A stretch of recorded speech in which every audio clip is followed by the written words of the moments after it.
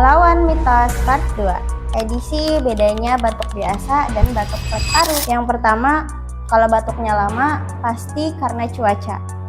Nah, itu namanya mitos. Faktanya, orang yang mengalami batuk berkepanjangan, apalagi sampai 2 minggu lebih, itu berpotensi terkena Flek Paru atau tuberkulosis. Yang kedua, kalau batuknya nggak parah-parah amat, meskipun udah lama, masih aman. Nah, itu juga namanya mitos. Faktanya, meskipun batuknya ringan, itu juga berpotensi merusak paru-paru ya. Mitos yang ketiga, nggak apa-apa anak batuk lama, nanti bisa sembuh lewat obat warung.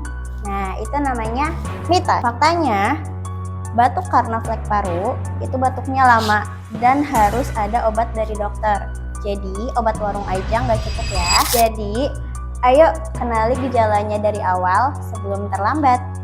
Follow akun ini untuk informasi berikutnya.